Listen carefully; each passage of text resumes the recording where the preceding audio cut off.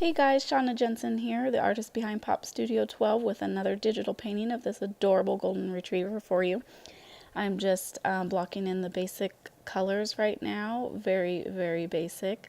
I use an airbrush for most of my work on the digital paintings. I just find that that's what works best for me. And I just build up the layers just like I would as if I'm painting with acrylics or with my pastels. I do want to point out too, if you see like a flash during the video, it like keeps flashing. That is because I am painting on my iPad Pro and I don't have a separate picture. I should probably just print a picture of my reference photo so that I could just look at it and paint. But I have the photo on my iPad, so I just switch back and forth to look at the reference photo and then draw, and I switch back and forth, and I just keep doing that. So that's what that flashing is, if you see that. So sometimes, like when I'm working on the small details, you see it a lot more because I'm like keep switching back and forth. So that's what that is. But here I am just starting to put more detail in. I have all my basic colors in there, so now I'm kind of going up with like thicker strokes, not real thin, but just thick to suggest the fur, and making sure that I'm going in the right direction that the fur is going, because that's going to give you a more realistic result when you're painting animals of any kind. You want to make sure that the hair is going the right direction, also that it's the right length. And so right now I'm just kind of just starting to build up the details a little bit more. Here I go close on the nose so you can kind of see a little bit more of what I'm doing. And what I did here was got the basic colors down, and then I drew very light circles, like just tiny circles all over the nose so that you could really see that texture. And then I go in those circles with a lighter color and then do the highlights, and that really helps to make it more realistic.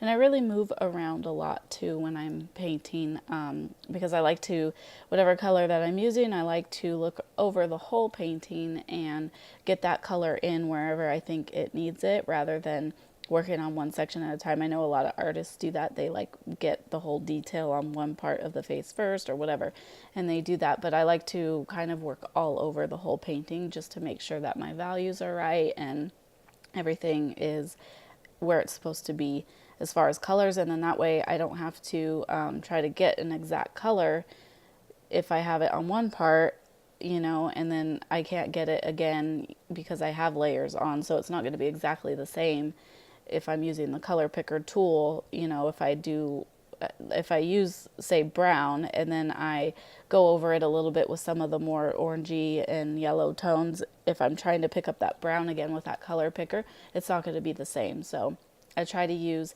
the same color all the way around first, and it's just easier that way for me. So here you could see I'm working around the eye and up the muzzle a little bit with tinier brush strokes now to get more hair, and just building up from dark to light.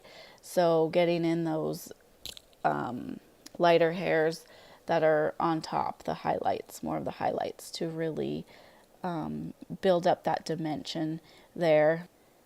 And my eyes are always more detailed, and the nose and the mouth is more detailed than the rest, because usually when you're looking at your reference photo, that's what's in focus, and everything else is kind of just blurred, especially if you're using a shallow depth of field. So that's kind of how I like my drawings to be. So the chest and the ears and stuff is a little more soft because it's out of focus. So there's a little bit less detail there.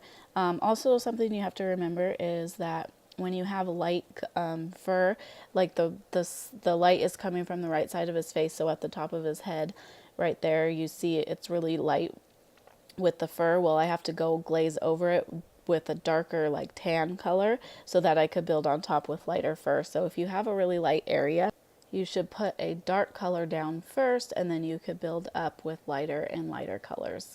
It just makes it a lot better. It'll give it more dimension too. So that's about it for this one. I really enjoy this digital painting. It's so much fun. I'm enjoying the pets that I'm doing.